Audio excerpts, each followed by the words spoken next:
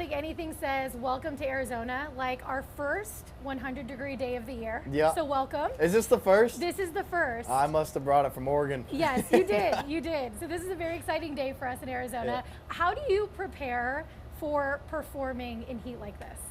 Lots of water. I got an IV earlier. I did a quick little workout, got a little sweat in.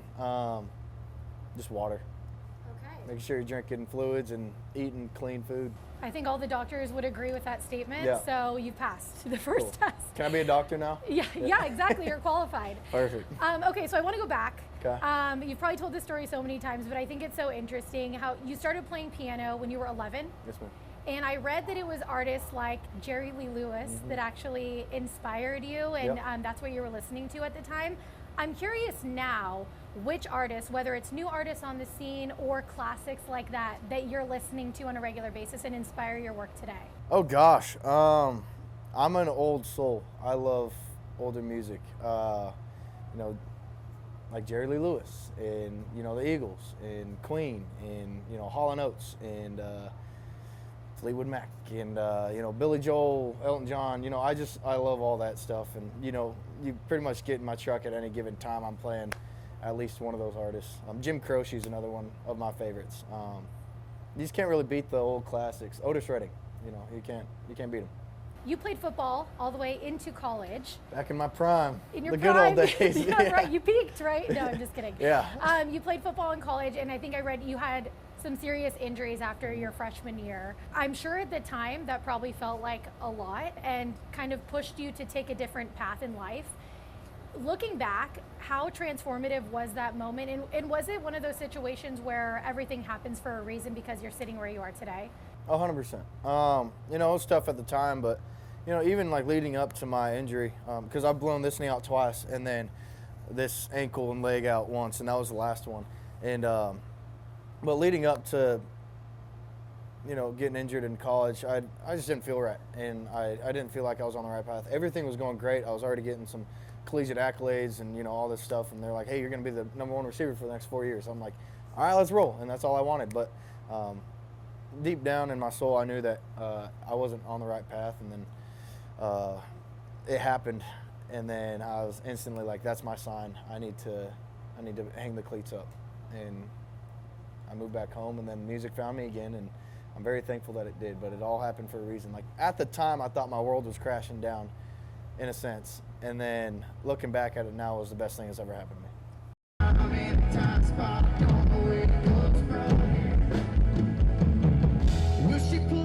I want to talk about your social media. You've amassed a pretty massive following of people. A little bit, yeah. How has that impacted your success? A lot. I mean, I feel like nowadays it's so easy to share what you're doing with the world just because of social media and stuff like that. And that's what I started doing. Like a little over a year ago, I started teasing, wine and whiskey, wind up missing you. And those were the first two that kind of really took off for me.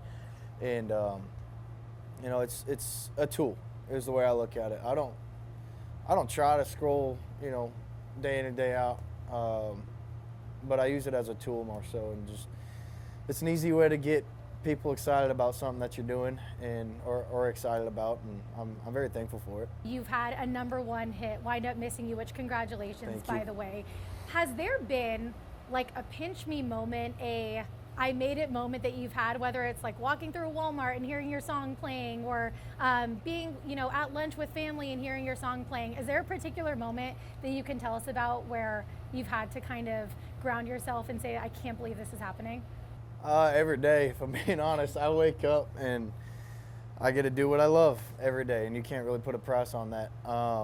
There has been moments where I'm like out and about and I hear my song on the radio, or one of my songs doing its thing and over the speakers, and it's cool. It's cool that people want to hear what I got to say, and it's cool that I'm in a position and have this opportunity to be able to do so. I'm very thankful. Speaking of your debut album, we are so close to its release. Yep. 19 songs. It's a lot of songs. It's a lot of songs. Yeah. What do you hope listeners, fans take away from listening to the album?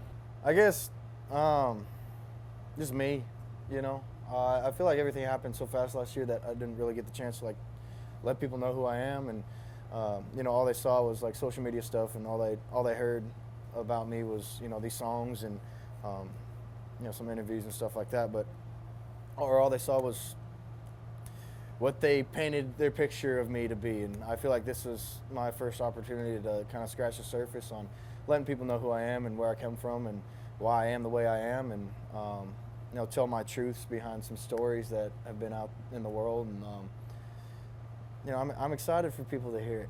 I'm very proud of, you know, not just my work that I put into this, you know, a lot of long hours, but, you know, my team and my producer and, you know, the session players and everybody's kind of just, I feel like Nashville's kind of wrapped their arms around this project in a sense, and it's the coolest thing in the world. Is there a particular song that you're most excited about? All of them. It's hard to pick. It's like It is choosing your hard to favorite pick. child. Yeah, exactly. No, I'm excited for all of them. You know, and I'm doing stuff that nobody's really heard from me yet too. I got this song called Brunette on the record, and it's kind of like a westerny, kind of like fast-paced type deal. We'll play it tonight, but yeah, it's different from anything that I've done. And you know, I got another song called Bad Luck Looks Good on Me that never fails to put a smile on my face. You know, it's just a feel-good song. I'm a sucker for feel-good songs. You know, there's some deeper stuff on it, like What Not To. It's a pretty deep song. It means a lot to me, and you know, I'm just excited. Introducing yourself really formally Exactly. to the world, Yeah, like right? hello world. I'm Tuck. What's up? You know. We do have to talk about Brunette because Okay. on behalf of brunettes everywhere, I feel like Yeah. we owe you a thank you. Finally, a song that represents You're brunettes. welcome. I know that you've been teasing that song on social media. People are saying it's already the song of the summer, and only a teaser has been I hope posted so. online. That'd be nice. Are you monitoring that feedback that you're getting as you put that teaser out there? Absolutely. You know, it's always fun when you get some traction on social media when it comes to a song, and I go through the comments and read them, or like the DMs. I get quite a few, and I read the feedback that people are saying about it, and you know, because without the people, the songs just sit there, you know. And obviously, I want to hear what they have to say, the feedback, and whether it's good, whether it's bad, whether it's whatever they have to say. You know, I feel like listening to the fans and listening to the people that are enjoying the music or not enjoying the music, I think that's really important, you know, because I learn a lot from it, you know, and I know like what not to do and, you know, stuff like that. You're getting ready to go on tour with Thomas Rhett, someone who is no stranger to spending a lot of time on the road while also balancing personal time and his family and personal life. What are you hoping to learn from him and from that experience? Yeah, that's probably one of the most exciting parts of this year. You know, and he's such a good dude, and like you just said, and that's pretty much how I explain it is, you know, I'm just excited to learn from him. You know, he juggles family, creative, touring, you know, personal health, you know, whatever it is. He juggles it all so well, and I just want to learn from one of the best on how to do it. You know, in a lot of ways, I just got here. I'm pretty green when it comes to a lot of things, but you know, and I'm smart enough to know that about myself. But you know, every chance I get to be a sponge, I'm going to take it and just learn. And I think it's going to be a really good opportunity to learn from one of the best. You know, if I could be half the man he is someday, I think I'll be all right. I guess I should ask, what have you heard about Country Thunder and the crowd that shows up here? I heard it's pretty nuts. I don't know what I'm getting myself. I don't know what I signed up for, if I'm being honest. But I heard it's going to be pretty crazy. So I'm excited about it. Are you going to walk through the campgrounds? I don't know if your team will let you. Oh, I don't think I'm allowed to. They might lose me out there. Yeah, they might. Well, thank you so much Thank for your you. I time. appreciate it. Really appreciate it. Yep.